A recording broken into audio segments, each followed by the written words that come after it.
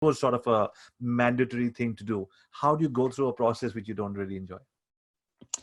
You know, it's a means to an end question. And I think you're right. It's the man that I worked for when I went to the White House, the one who ran the Office of National Service.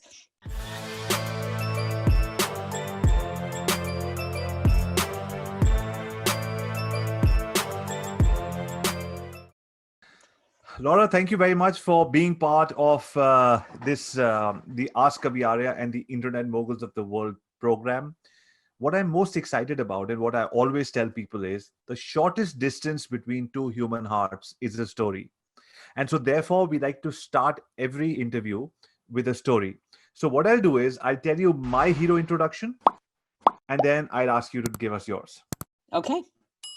So, Laura, my name is Avi Arya, father of 2 girls, 6 dogs, husband to a superwoman, a streetcar racer turned hotelier, now social media marketer and founder of Internet Moguls, where we bring in the best people from all over the world to be able to guide kids, their parents and their grandparents on one aspect of entrepreneurship or digital marketing so that they can use that knowledge, save some time in their current lives, implement things faster, get better results, and be able to utilize the time saved with their family.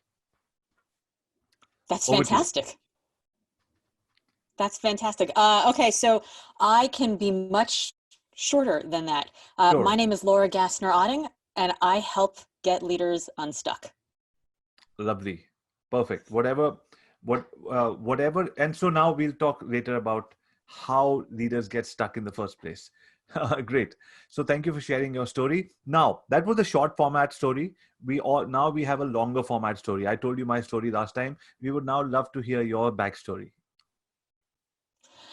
So my backstory is that I am an accidental entrepreneur. I never intended to run a business. I never intended to become a CEO. I never intended to write books. I never intended to get on stage and speak.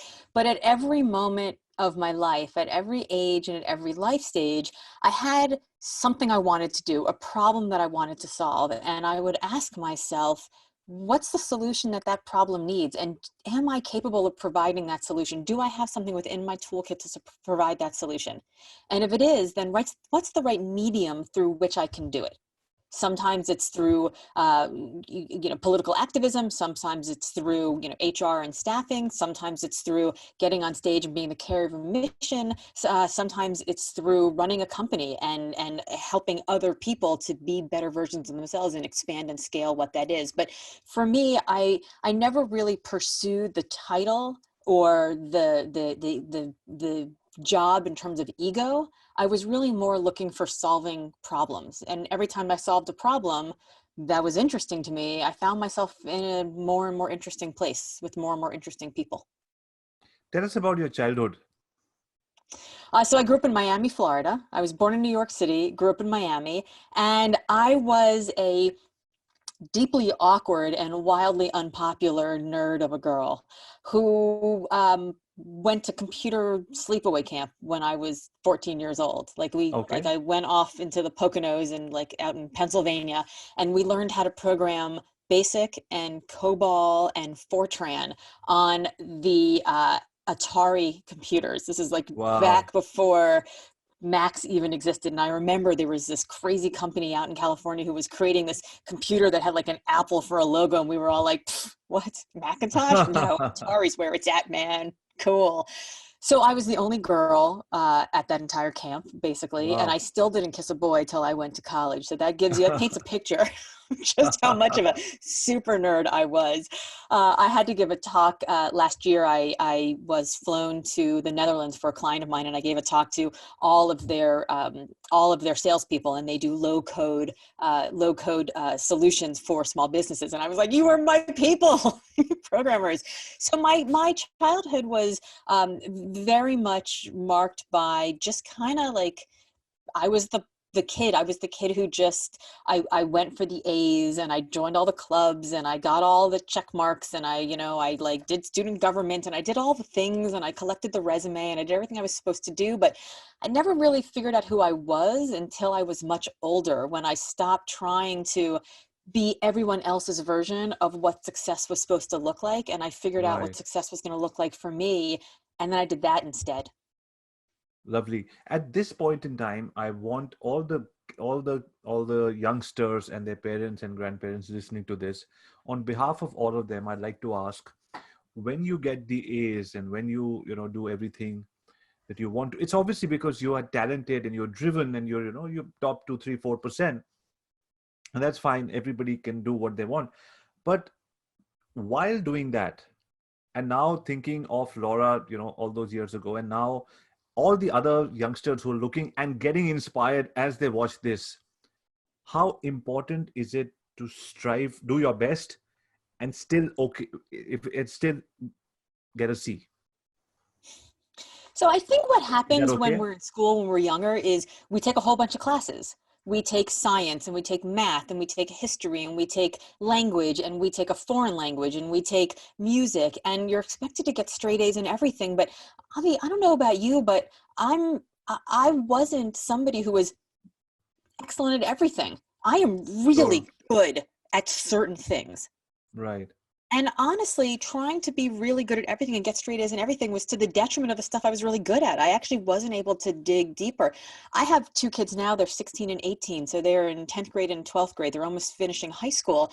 And I can't wait till they get to college, because they'll be able to take things that they care about. They'll be able to Yeah. pursue a major. They'll be able to go to graduate school. They'll be able to really dig deep in what interests them. And I think when we allow ourselves to pursue a path that is full of unfettered curiosity, we really get to discover so much and so much that is new. Now, that said, I still have that 16-year-old and 18-year-old who still need to get into college. So, the world does have shortcuts. The world has shortcuts where they're like, what's the GPA? What's the test score? What's the this? Right. What's the that? Because the world is really big and we need to have these shortcuts so that we can cohort people. So you have to Uh-huh. you have to play the game a little bit. So you have to do well enough in the classes so that you're allowed to get to the next room. I think that it's all about increasing your optionality. And I'll probably say Uh-huh. this a lot with you today, because this is a real theme of mine. If you walk into a room that has one door, and you walk through one door and that room has two doors, you've increased your optionality. If you walk into the next door and that room has three doors, you've then increased your optionality again. But if you're getting C's and D's, then you're reducing your optionality. So right now, if you're a young person and you're watching this, it's your job to do whatever you can to increase your optionality for the next step, because then you can decide when you get to that next step if you want to take that path or not. But if you don't do your best now, you're reducing your future options later. So really what it's all about is, while you're still figuring out who you are, if you're 15, 16, 17, 18 years old, you literally do not have a frontal lobe. And I don't say that to insult you. I say that because if you don't have a frontal lobe, you do not have the capacity to make good, sound, logical decisions. Your brain just has not developed to that point yet.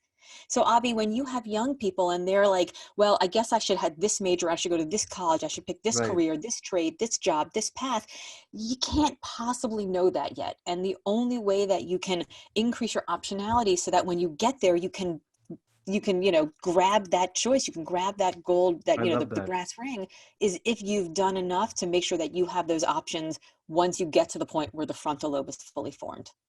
That is fan. I love that optionality. I'm going to mark it and highlight it over here. So at any given stage in life, and I guess for kids more because they have a longer runway, but actually anybody in life, whatever we're going towards, we must be mindful of the fact that if what we're doing today may open multiple doors, if we just put in that 20% extra and give it our best. Excellent. I love that. So you told us your backstory. You told us that you were an A student, and then finally you did all of that. You got into high school and all of that, and that's when you discovered who you are. What happened next? Well, so I was always interested in politics. I was that kid who was just always watching current events. I was fascinated by it. I had sort of righteous indignation about the way the world should be and the way that the world wasn't. And Sure. I thought I was going to run for office. I was going to be the first United States Senator, the Democratic United States Senator from the great state of Florida. P.S. That job is still open. There still hasn't been a Democrat elected to Really? in Florida. So 30 years later, get your act together, Florida, right? But I digress. I thought I was going to run for office. I was really interested in that. And then I started to realize that the path to get there was law school. Right? Everybody who had been running for office, this is like the pre-Trump era, everyone who had been running for office who was in elected office in the United States had a legal background. So I was like, all right, I guess I'll go to law school. So I went to college. I went to college young. I graduated early. I was 20 years old, sitting in my first semester of law school, looking around going, I've made a huge mistake. I don't want to be here. I don't have anything in common with my peers. I'm not impressed by any of my professors. The light at the end of the tunnel is not a light that is interesting to me. What have I done? So here's where the story kind of gets funny. I did this thing that everyone does when they've made a very bad life choice, is I doubled down, and I made another very bad life choice. And I started dating a guy who was terrible, like one of those guys that it's like, what are you thinking kind of dating. Right. Now, I joke around that guy had really good taste in only two actual things in life. The first was obviously girlfriends, and the second was unknown presidential hopefuls from tiny southern states. Really? So he says to me, hey, it's raining. You rode your bike to campus. Let's put your bike in the back of my IROC Z, right? I'll tell you everything you need to know about this guy. Blast the Def Leppard, and we start driving back. And he's like, but before I drop you up at your apartment, there's this guy who's running for office, and I want to pick up some paperwork on him. And now, kids, this is before the internet. So if somebody was running for office and you wanted to get material, you would have to actually go to a local office and pick up like some mimeographed material and read about their policy statement. So I was like, Governor who? From where? Right. Arkansas?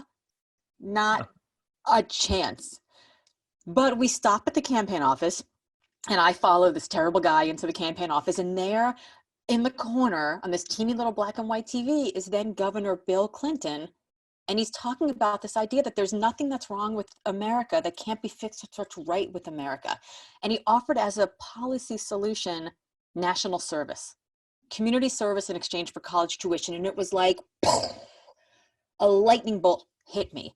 And I was like, that needs to happen. That needs to happen. And so I started to volunteer for the campaign, and I started to stop attending classes. And a few weeks later, all four principals, Bill and Hillary Clinton and Alan Tipper Gore, came to this tiny podunk town of Gainesville, Florida, and we got 36,000 people to show up at this rally.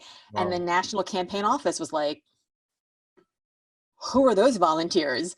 Right. We need to hire them on staff. So I got hired to be on staff of the Clinton-Gore 92 campaign. And by hired, I mean, I was paid all the idealism and ramen soup that I could stomach, but still, it got me out of this relationship and it got me out of law school. So I ended up volunteering on the campaign, and then I walked into the White House the first day after inauguration, and I ended up volunteering for the office that eventually created AmeriCorps. Now, I spent 6 weeks volunteering, and then I was eventually hired, which is a whole other story in itself.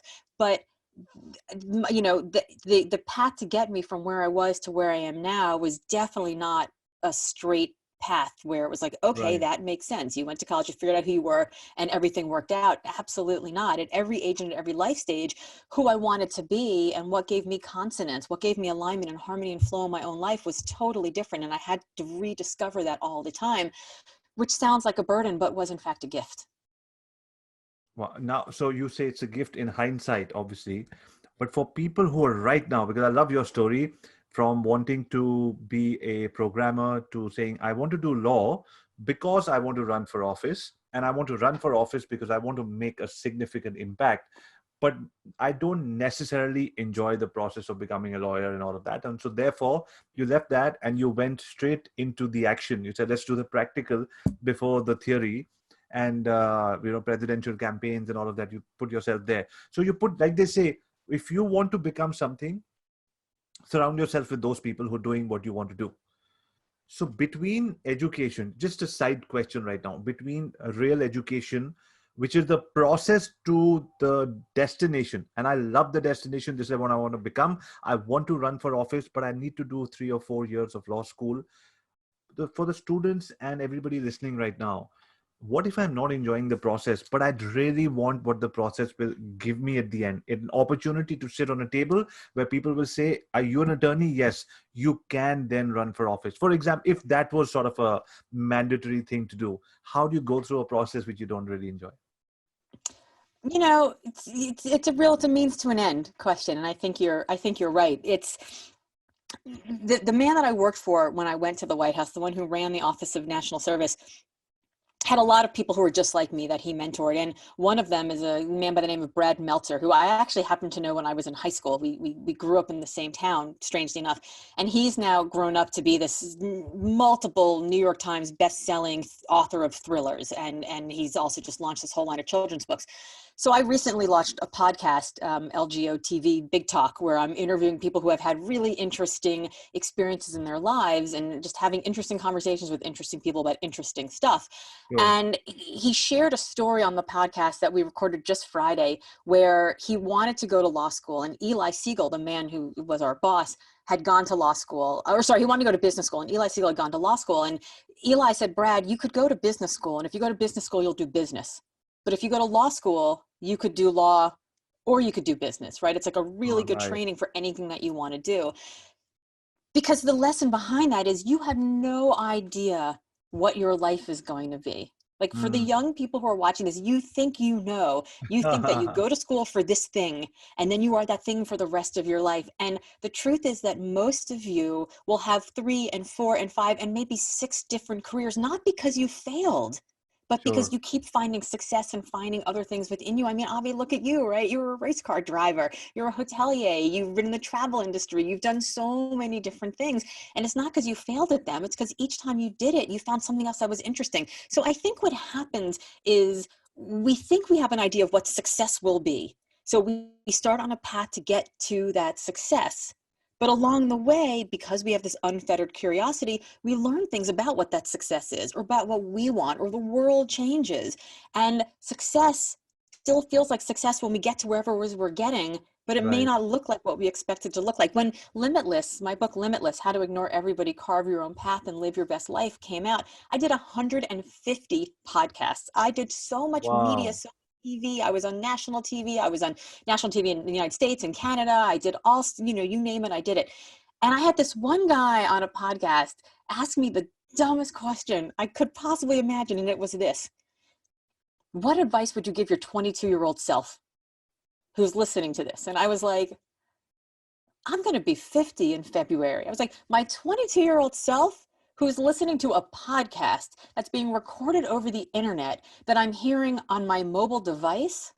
None of those things existed when I was 22. So if I had given my 22-year-old advice based on, on where they are now, the world changes so much. Even if you know who you are, the world will change around you so much that you're going to have to keep rediscovering. So if you're in the suck right now of law school or college or training for whatever it is that you're training for, what I would say is just understand why you're doing it. So the work that you're doing right now, the schooling that you're doing right now, is connecting to some calling, some part of your life that you want, a business that you want to build, a cause that you want to serve, a leader who inspires you, a family that you want to nurture, something that's out there. The work that you're doing right now is putting you in a better place to be able to serve that calling. It's connected. It may feel terrible, it may be hard, it may be stressful, but just keep in mind that calling that you want to serve. And if what you're doing right now is connecting to it, then it absolutely will feel fine because it's consonant with who you want to become. If it's allowing you to manifest your values, if it's allowing you to create the career trajectory that you'd like, if it's allowing you to have the lifestyle that you want eventually, if you see the means to an end, then just keep focusing on that because, the days are long, but the years are short. So you'll get to where you want to get to. But just like, I understand that all pain right now is local and exquisite, but just remember that the years are short and you're going to get there faster than you think. That is fantastic. And I promise you, just that last 5 minutes is going to help thousands of people understand why they're going through what they're going through, happily or maybe not so happily. Because and can I just before please. we move on, I'll also say this: If you're like me and you're looking around and you're like, I've made a huge mistake, I actually don't want what's at the other end of the tunnel, you can quit. It's okay. Thank you for saying You're that. not going to spontaneously combust. It's going to be all right. Right. No, thank you for saying that. There's so many children and their parents and I don't know, we're all, you and I, we're all in spaces where we speak to a lot of people on stage, offline, online. And when you get off stage, there's so many people who feel you got the answer to everything. And so I speak to a lot of parents, and they're like, my children are crying every day because because they feel they're not good enough, or how much to push, where to push, all of that information coming from. So it is so hard. So I deeply mean it. Thank you so much for clarity. The last 5 minutes are actually going to help thousands of people say, you know what, it's okay to do what I'm doing, or leave and do something else. It's absolutely fine. There is no fixed trajectory to where you want to go, and where you want to go is also uncertain. So let's just enjoy the ride. Yeah, I mean, because look, here's the thing. When I sold my last business, I ran into a friend I hadn't seen in a number of years at a Starbucks. And she was like, what are you doing now? And I'm like, well, I just sold my last business. I think I'm going to go into venture capital. And she was like, what do you mean? And I was like, she's like, you just did executive search for 20 years. How are you going to go into venture capital? That's so scary. You can't do that. And what she meant was, She can't do that's it. so scary. I can't do that. So I think what happens is we have these ideas, and once we decide to like step off the path of what everybody else considers to be success, how everyone else defines success, the traditional path that everyone else took, and suddenly we want to do something a little bit different, it's terrifying to other Yeah. people. And we let that terror infect us like a cancer. And when we let it infect us like a cancer, we believe it. And then the tragedy is we don't move forward. We believe that that's too scary, that we can't do it, when in fact, it's just that they're too scared. And so I think it's really important to not let our ambition be dulled by someone else's lack of imagination. And I love that that. happens so often. And so we end up in these paths that are just grooved by other people because they're right for other people. And we end up building an amazing life that's an amazing life for other people and not for us. And so if you're a young person who's watching this, the question I would ask you is not how do you fit into everyone else's definition of success, but how do you figure out how to define success for yourself, for you, for a unique, interesting, quirky you? Because there's only one you on this planet. Your success doesn't have to look like anyone else's success. And your success today, it's not going to look like my success. It's not going to look like Avi's success. It's going to look like your success, but your success Right. today will also look different than your definition of success 10 years from now and 20 years from now and 30 years from now. When I was on that presidential campaign that I mentioned earlier, I was more than happy to be paid in ramen soup and idealism. Now, as I mentioned, I'm almost 50 and I'm a princess. I like to go places and drive fancy cars and stay in hotels with 800 thread count sheets and fly first class. Then I Of was course. more than happy to sleep on a campaign bus and eat cold pizza because my life was totally different. So you will change and you will grow and your definition will change. But the only way to really live a life that's consonant with who you are, with what really causes you joy, is to continue to ask yourself, am I living someone else's life or am I living my life? Hmm. Interesting. So how do so sometimes it overlaps, right? Because if I'm not sure about who I am and what I want, and so I'm constant, because I also believe a lot of human beings sometimes are scared to look within and even spend 20 minutes alone. I'd rather put on social media and listen to somebody else say something to me, because if I'm spending time alone, I find that confusion and the air of all of that confusion around me. And then I'll be like, it's so difficult to confront myself and write down what I really want to do. So just spending your time with yourself. And because I've never spent time with myself, then when I come across this interview of Laura, and Laura says, discover what you want for yourself and what your success looks like, I have no idea. I don't know what I want. Yeah, so why are we afraid to spend time with ourselves? Not because we're afraid to be wildly successful and happy. It's because we're afraid to fail, right? Yeah. We're afraid to be Okay. disappointed. We're afraid to look within and maybe see that there's hard stuff that we have to do. And I think it's because in our world, we have been told that failure is finale, that if you Hmm. fail, it's all over. Hmm. Everyone will be disappointed in you. Your parents won't love you. Your spouse will leave you. Your bank will take back your house, right? Like we have been told Right. that over and over and over again, that the worst possible thing that can happen to you is failure. But I want to redefine that, because I think the worst possible thing that can happen to you is not to fail. Like if you don't Right. fail at something, you haven't stretched the bounds of imagination in your life. 100%.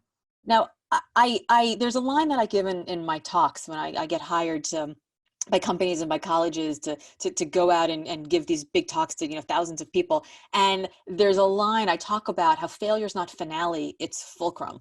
Failure is the place Mhm. from which you learn and you grow and you iterate and you get better.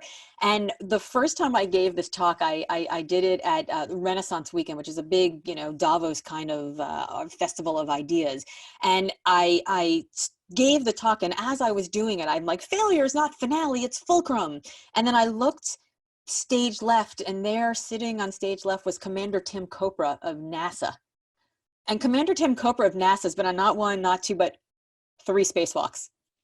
And I Wow. was like, failure's not finale, it's fulcrum. Except for you, sir.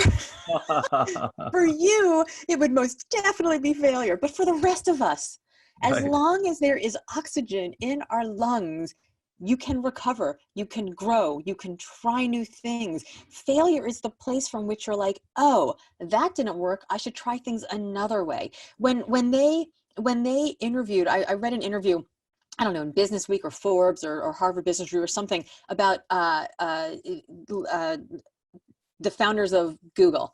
And they Right. asked them, so both of your parents are academics.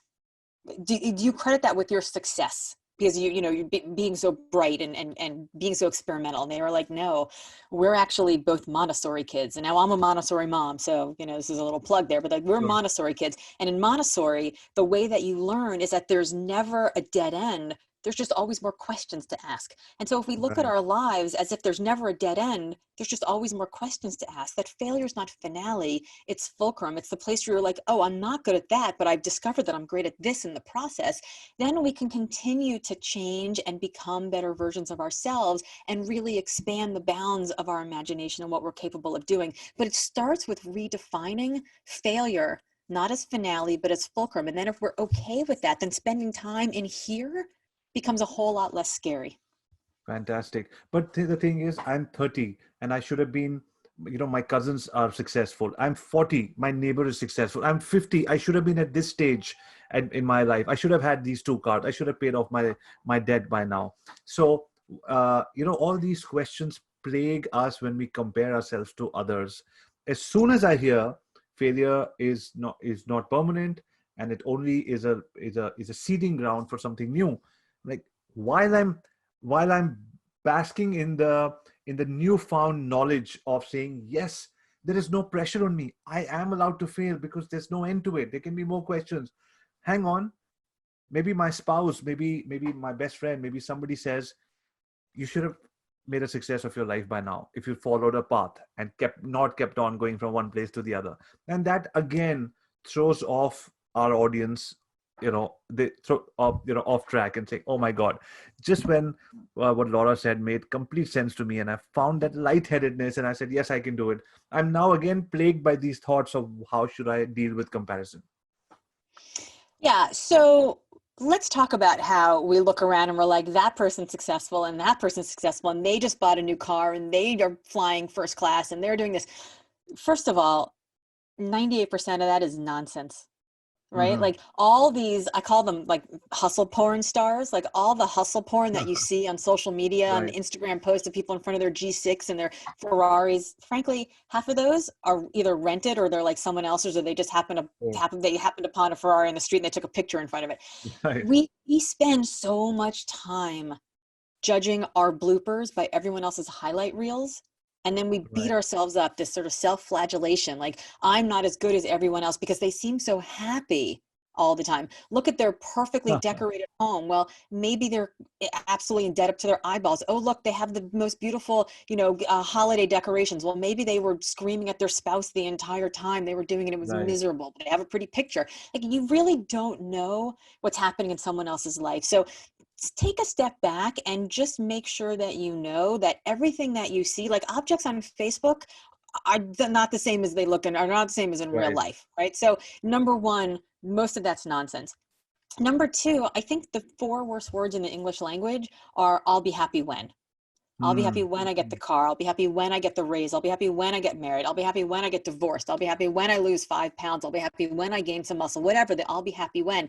All that does is it tells us, it puts us in this place that says happiness is only one, purchase away. It's one Yeah. raise away. It's one weight loss, get rich quick, whatever away. We have to figure out a way to be happy now, Sure. because every time you get to that next step, there's always going to be someone else. My father grew up pretty poor in Brooklyn, New York. And when he was young, he would walk down to the harbor and he would see these beautiful boats that would come into the harbor and they would circle the Statue of Liberty and then they would, boat away. And he said to himself, one day I'm going to make a lot of money. I'm going to buy a boat and I'm going to do that. And he ended up becoming quite successful, ended up becoming a surgeon, and he made plenty Nice. of money. And one day he bought a boat, and he bought a beautiful 48-foot boat. And he took that boat and he took it all the way up the intercoastal from Miami all the way to New York, and he pulled it into a slip in New York Harbor, and he sat on the back of the boat feeling really proud of himself for about 5 minutes until somebody pulled their 60-foot boat in next to him. Wow.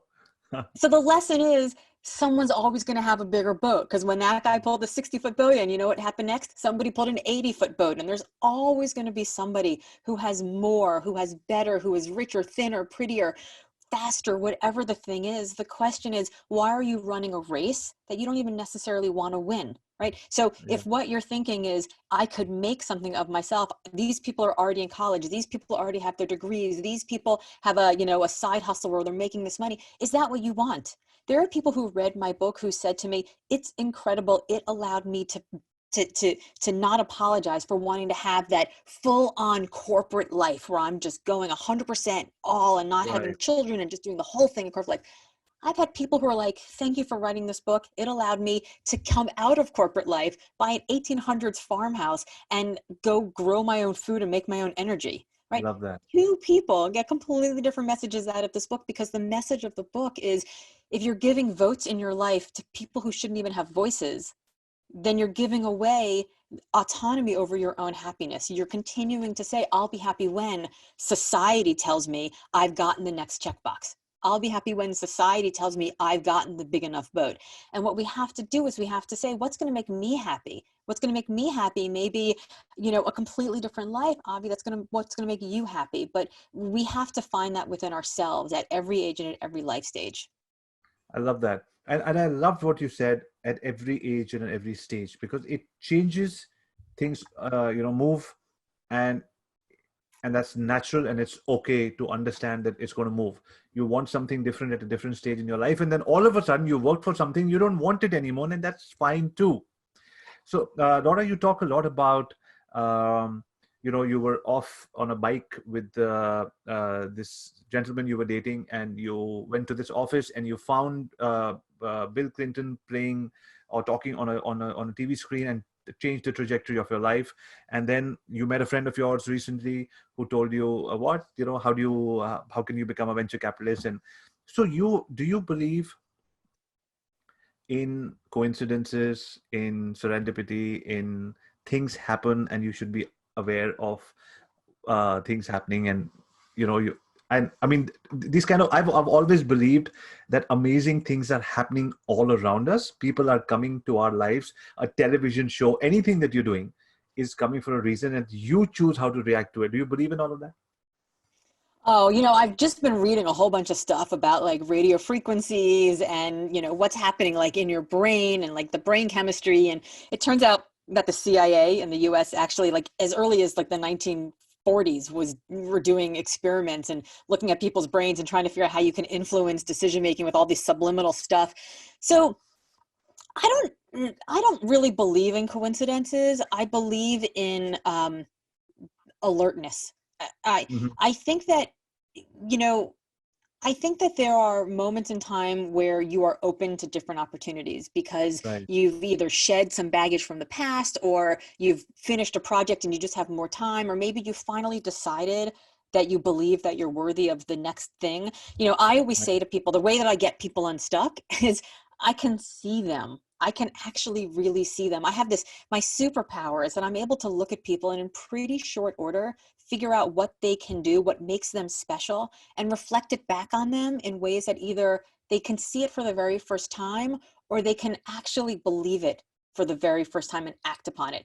And within days sometimes of coaching with me, I will get clients that'll call me back and say, oh my God, you can't believe what just Right. happened. I just got offered this promotion, or this, I just, was able to run, my fastest mile ever, or like whatever the thing is, like the thing that has been stopping them, they found a breakthrough. And I don't think it's coincidence. I think it's because they just opened themselves up to the possibility. People, when I get off stage, come up to me all the time and they're like, Laura, thank you for giving me permission to live my life the way that I That's want. great. And I'm like, Hmm. I never said the word permission. In fact, I only say the word permission once in the book, and it's kind of mostly in passing. Like, I don't give anybody permission. You give yourself permission. But sometimes it's when we are introduced to ideas, they take seed in our heads. They germinate in ways that suddenly there'll be an opportunity, and you might not even have noticed it before, but because that seed's in the back of your head, suddenly like you see the thing out in your peripheral vision and you clock it where you might have missed it. So I don't know if there are coincidences. I think, like you said, I think there are things that are happening all around us all the time. I think sometimes we just don't grab it because we don't see what's happening over here. So it's really about Right. expanding that vision. I think, I think what is the expression? Something like luck is when opportunity meets hard work. Sure. And I Sure. think that's Preparedness. absolutely right. I mean, the harder I work, the luckier I get. Nice. I like that. Um, I, I wanted to ask you, you recently mentioned, I mean, a couple of minutes ago, you mentioned you're going to be 50, and I think you look fantastic. I would have never guessed you look 50. That that also means that you have a very important place for rituals in your life, for you to look the way you do. Maybe you work out, yoga. So tell us about the importance of rituals and routines in your life. So I do. I have a crew. I have a crew of people. Right now we're, in the midst of COVID. So I have a garage that's like 2 cars plus, and I'm on a competitive rowing team. Oh, wow. Yeah, so which is sort of a whole other story in itself. I just started rowing a few years ago. I actually ran the first mile of my entire life 10 years ago when I was about to turn 40. So I'm a very late to life athlete. I had every excuse to get out of physical education that you could possibly imagine. I mean, I had like six Really? billion excuses to get out of PE class. But I have now, during COVID, we have a series of rowing machines that are in our garage that are all 6 feet apart. And a friend brought over an old TV. And every morning at 6:30, I don't know what the workout's going to be. I don't know who's going to show up. But every morning, first strokes at 6:30. You can come whenever you want. Everybody has the code to my garage. You warm up, do whatever you want. But at 6:30, we're on our ergs, and it's like, ready, row. And we Wow. we start. And somebody comes up with the workout. We took one of the walls of our garage and painted it with whiteboard paint. So whoever gets there first gets to write whatever workout they want. And sometimes it's a long, hard workout, and sometimes it's brutal and, sprint speed work. But I think what's important is having a crew of people around you, right? Crew. Rowing. But I think that's important. Jim Rohn is famous for a quote of that you are the average of the 5 people Yeah. you keep closest to you, right? You know that, you've heard that before. I'm sure other people have talked about it. And I think that's really true, right? If the 5 people you keep closest to you are all obese, you will become obese. It's Right. science. It is shown in Right. science. And here's the really interesting thing about that. The scientific studies have shown that they don't even have to be people who are physically proximate to you. They can be you could have 4 best friends who live on the other end of the country from you. Really? Wow. And if Okay. they're That's nice. obese, you will become obese. That it is fascinating because they control what's on your social media feed. They control the text that you're getting. They control the messages that you're getting. These are the things that you're getting over and over and over again. So it doesn't even matter. You are the average of the 5 people you keep closest to you. But there's a second quote that I also like, which is by the legendary basketball coach, John Wooden, who said that Hmm. you'll never outperform your inner circle. Oh, And I think that's wow. an even better one, because you can have Wow. this group of people that are around you. But if you're never going to outperform your inner circle, think about it. Every time you leapfrog in your life and you find more inside of you, you find the next layer inside of you, it demands that you also have to create a different inner circle to support that part of your life. I'm not saying get rid of your old friends, but I'm Right. saying the people that you keep around you, your inner circle should be some people that you want to mentor, because that helps you figure out who you are and find your voice and get over imposter syndrome. But it also, and a peer, because you need somebody who you can, like commiserate Sure. with. But you should also have some people that you aspire to be like, who demand a better version of you, who don't let you settle for mediocrity. And this crew that I have who shows up every morning, I'm going to be 50, but the group of people who I work out with are all 26 to 30. Nice. I see what They you're saying. they do not let me settle for mediocrity. They bring it. They bring it. They lay the hammer down, and they will lean over at one point. This morning, one of them leaned over at one point and they were like, "Hey, LGO, come on." And I was like, "Oh, okay." Like, they could tell that I was like, I just came off a 3-day juice cleanse and I'm a little like low energy. And I think they could tell that I was a little dipping, and they were like, we don't have mediocrity around here. Nice. Lovely. Now, let's talk about the amazing book you have. It's called Limitless. I love the color. I love the infinity sign on it. Tell us, how did Limitless, why Limitless? I mean, I'm really grateful you have been, you opened up your life, and you were vulnerable enough to say that there were times you were doing exceedingly well, but you were not sure of where it's heading. And when you thought it's time to move, without putting in a lot of intellect, you said, I just don't feel this is right, and you moved. So for the common person right now listening and saying, hey, you know what, Laura, just like us, and she's found so much success, she looks good, she works out in the morning, I want this life, and I too have the thoughts that Laura has, and she's giving me the permission to say all that is fine. So on behalf of everybody listening so far, 42 minutes and 17 seconds, I deeply want to thank you on behalf of all of these people, because if to me and all of these people, you have given the permission to say it's absolutely fine. Now, with all of that and your years of work, and running for working with very famous politicians, and getting up there and all of that, how did Limitless come about? I mean, that's like your child. You said you have 2 children. I'm sure this is the third child. Talk to us about your third child. So the book kind of came about, and again, it was an accidental sort of thing.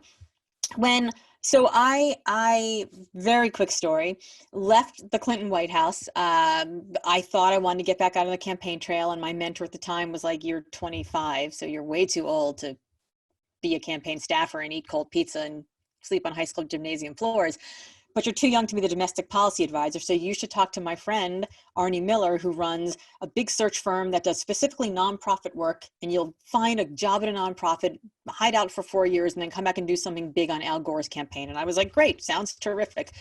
So I sit down with Arnie Miller about 3 days later, and 5 minutes into the interview, I realized that his office was in Boston.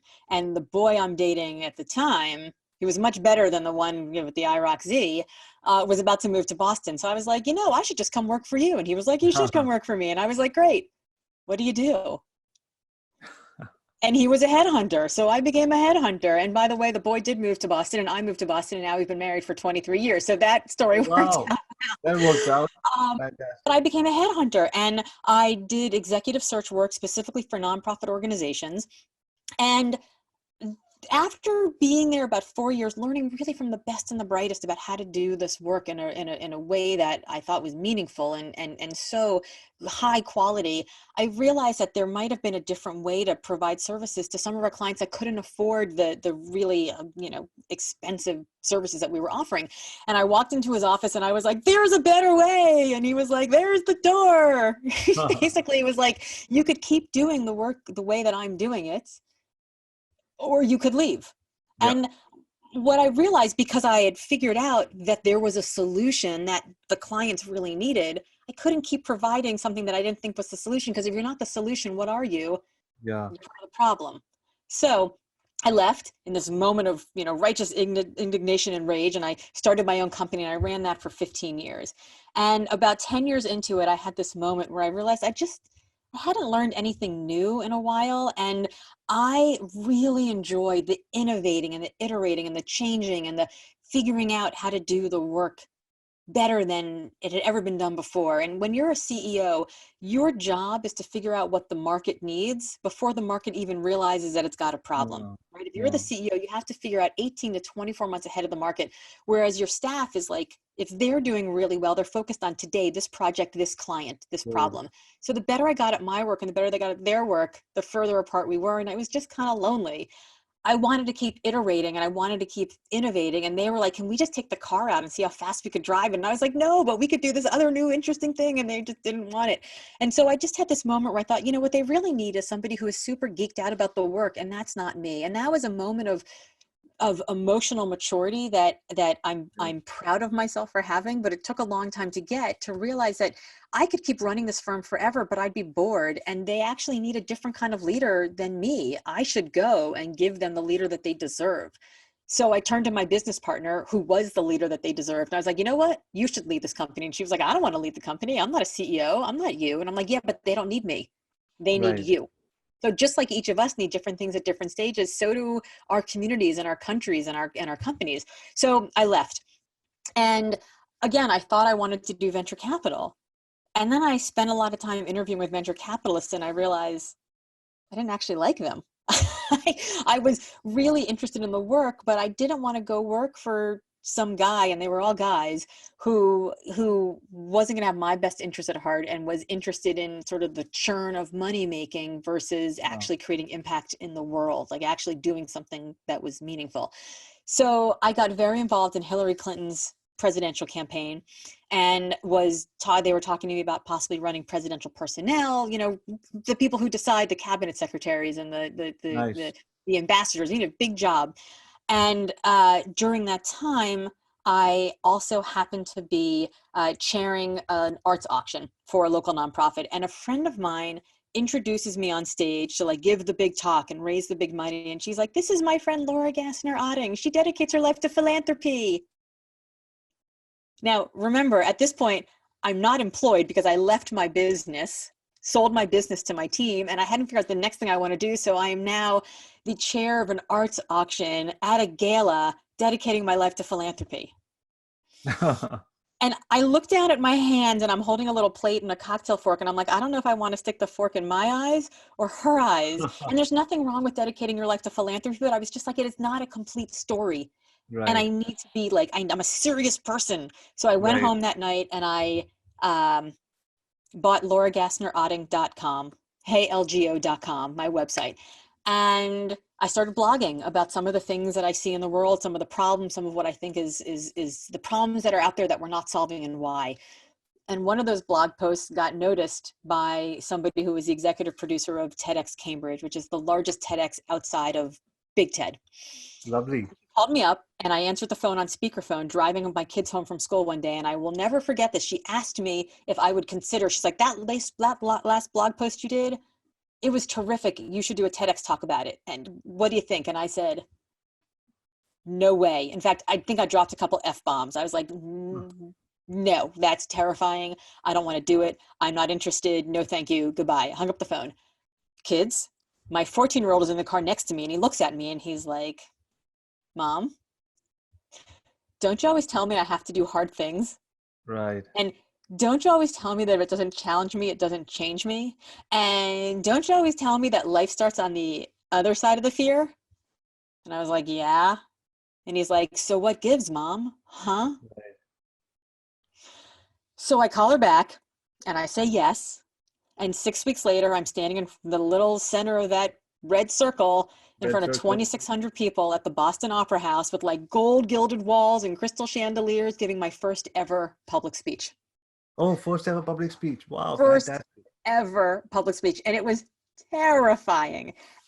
And that talk got some attention and people offered me money to go speak places. And I was like, wait a minute, you're going to fly me somewhere. I'm going to get on stage. I'm going to speak for 45 minutes about something interesting. And then I'm going to leave and you're going to hand me a check. That's an interesting job. Tell me more about that. So I kept getting offered that over and over and over again. And then I started to notice the other people on stage that were getting paid bigger and bigger and bigger checks all had books. And I was like, I better get me one of them. Right. So I started writing a book, and the book I was writing was called Purpose, Doing Work That Matters. Very serious book. And I sent it out to a publisher, and the publisher was like, yeah, I don't know. It's okay. I think there's something more here. I think that there's a different book that you should be writing. And I think that book is going to be a big idea book. And it's all about how success doesn't always equal happiness. I can see it in there. So let's do a big idea book in hardback in the spring when big idea books come out. Great. And he hangs up the phone, and I was like, ah, and I totally panicked. And I called a friend of mine, and I was like, I don't know what to do. What am I going to do? What am I going to call it? How am I going to write it? And he was like, Laura, what do you want people to feel like after they've read the book? And I was like, I'm so frustrated by everyone else being so limited by everyone else's idea of who they can be and what they can be and how they have to be. And I just wish they could just stop listening to all these other people and decide who they want to be and just go live that life, and then they'll be happy. And he's like, so you want them to be limitless? Ignore everybody, carve their own path, and live their best life? I was like, oh, yes, I love you. You're amazing. I don't spend nearly enough time with you, and I need to hang up the phone right now and go write that book. And literally, Limitless poured out of me in 3 weeks after that. Wow. That's how it came about. That is fantastic. So I love what you said, that unlike almost everybody on the planet, your book is not telling people an ideology to live by. You're saying here is an experiment that allows you to be you. But this is the meta moment, right? Because when I was trying to write Purpose, Doing Work That Matters, I was having a really hard time getting the book out. I was trying to write it, and I thought I had to write it because I needed to have a book to be on stage with those people. And once I was released from that, once I was like, you know what, I'm going to write a book called Limitless. That's not going to look like Harvard Business Review. That's going to be yellow. There it is over there. It's going to be yellow, and it's going to have an infinity sign. It's going to have script on the cover, and it's going to look totally different. Suddenly I had consonants. Like, it was all in flow. The what I did matched the who I was, and it all was easy. And I think what happens is we spend so much time being exhausted because we're busy. I mean, young people who are dealing with lots of classes and school and pressure and tests, and young parents and entrepreneurs, and we're all like, I'm so tired. But I would argue that the exhaustion doesn't come from the busy. It comes from the code shifting and the costume changes that come in between the trying to do all these things that we don't actually care about. The organ rejection feeling of this is so hard. So what I do in the book is I don't tell people how they should live. I give them a rubric. I give them a framework by which they can ask themselves questions and decide what's going to be consonant for them today. How much calling do they want in their life? How much connection do they want to that calling? How much should the work contribute to the life that they want to have? And do they care about having control over any of it or not, right? Some people are entrepreneurs and they want to have control over everything, and other people like to be in the passenger seat, and that's totally cool. But everyone's definition is different. Fantastic. Now, Laura, you before we started this interview, you showed me a blueprint. Can we pull that up on screen? Yes, And absolutely. talk about that a bit?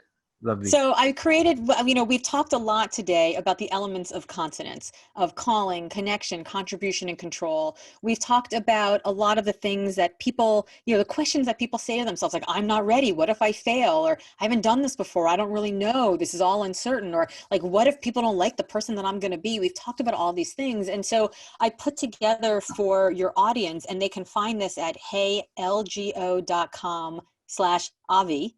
So heylgo.com/AVI. They can go to my website. They can download this in a much bigger form, and it's really it's an infographic that really walks them through the 4 elements of consonance, the 3 lies they may be telling themselves that get in their way, some really important questions to ask themselves about calling, connection, contribution, and control, and then 4 questions that they can just journal a little bit about what success means to them and what they might need to change in order to have that kind of success, and how their work or their school might help them to get to the life that they really want, and what specific things they want to change right now to envision, if they've got teams that they're managing, or if they've got a family that they're working in, to really have a conversation about what limitlessness could look like for them and in their future. So that's at heylgo.com/Avi. Perfect. Perfect. Thank you for personalizing this for us. Can we just run through any, like you said, the 3 lies you tell yourself? Was that it? Yes. Can you Yes. just run through that quickly? Yes. So we all have 3 lies that we tell ourselves that get in the way of us and success. And the first one is, I'm not ready. I'm Hmm. not ready. It's not perfect. I can't start. And here's the thing. It's never going to be perfect. It's Right. never going to be perfect, because if it's perfect, that means you haven't set your goals big enough. We talked earlier about expanding, your Yeah. imagination and really flexing out to, as far as you can go. So it's never perfect. It's never going to be perfect. And you're going to learn along the way how to continue to perfect and to grow and to innovate and to change. So just start. Just start. We think that confidence comes from having these great big dreams, but it turns out that confidence comes from competence. When you take one foot in front of the other, if you want to run a marathon, what do? You do a 5K first. And once you've done the 5K, you prove to yourself that you can do a 10K. And once you do the 10K, you run a half marathon. And from there you go. Confidence comes from competence. So you're never going to be ready, but just start. One foot in front of the other helps you figure out how you can actually get ready. The second lie, I'm just going to pull this. I'm just going to pull this back up for people because I have Yep. it. I have it on here. So let's see if I can do that. Turns out that I'm not that tech savvy. So here we go. That's all. So No, here but we it's go. So the second yeah. lie that people tell themselves is, I've never done this before. Oh my God, I've never done this before, and I might fail. It might be terrible. I might embarrass myself. It might not work out. I've never done this before. And what I want to ask people to do is, rather than listen to this voice, this governor in our head, that is the governor on the gas pedal and on the Yeah. fuel of our engine, rather than letting this governor say, you've never done this before, you're going to fail, interpret that differently. Listen to that voice differently. Listen to it say to you, I've never done this before. Go you. Amazing. Good for you for trying Nice. new I like that. things. It's a totally different way to think about it. And then the last one is, people might not like me. People might not like me if I live the life that I want to live. And now the first 2 lies, I'm not ready, or or I've never done this before, those are lies. Those are absolutely lies that we tell ourselves. But what I want is, rather than that lie, I would rather you realize that the people who, might not like me, that's actually not a lie. But in fact, that's true. People might not like you if you become a different version of yourself, if you live a bigger life than the life that they really wanted you to live when they liked a smaller version of you. That's actually true, but that's okay. That's where I say, think about the people who you are asking. Think about the people who you are relying on. Who are you giving votes to in your life? And should they even have voices? So I'm not ready is a lie. No one's ever ready. Go anyway. Oh my God, I've never done this before. Well, yeah, that's a lie too. You've never done this before. Amazing. People might not like you. Fine. But why those people? And why are you listening to them? And why are those are the ones that you care about, that are influencing whether or not you live the bigger version of your life? Because again, you don't want your ambition to be limited by their lack of imagination. That is fantastic. Laura, we have almost come to the end. We asked for an hour. We got 58 minutes of non-stop. Huge. You know what? I love an interview even more. Like entrepreneurs, you like to multitask. So I have this selfish thing. I'm always thinking, what are the kids going to learn? What are their parents going to learn? Have we got something for the parents? Great. And seldom I get something for myself as well. Because when you're listening to so many things, it's not that every person who's coming on to the interviews is not adding value to my personal life, but I just maybe I just get into the interview mode and I'm thinking about my audience and I'm just saying, okay, I've got everything done. It's structured. They're going to love it. But I love this as much as anybody else would, because in the last 60 minutes, I want to say you have given me permission. On the 29th of October, I turned 44. But the story I told you was when I was 18 years old, a streetcar racer who could never become a streetcar racer, but everything around my life, my jackets, everything is still around cars, and I love that. Yes. And so I like to live a life where I want to take care of all my responsibilities, but I never want to give up on my dreams. I still want to be that kid who always wants to try everything. So in Yeah. the last 60 minutes, I went back with you when you told me story of about your high school, I went back to high school as well. When you spoke to me about, you know, inflection points in your life, I also found some crossroads that, and how I did. So I went back because you're a great speaker, you're a great storyteller, and I can see that you're a very empathetic person as well, because you've been able to understand through different life experiences yourself and other people. And that's what reflects in your book, that you're not forcing people to say, come on, get up in the morning and do this. Otherwise, you understand that it's hard and it's tough and everybody. So you're just giving everybody not even a roadmap. Let me say, you're just giving everybody um, an open canvas and saying, you are allowed to be you. And that is so freeing. That is so freeing. People are crying every single day. Kids, parents, grandparents, because no, I don't think anybody grows old. We just get gray hair. We're still kids at heart.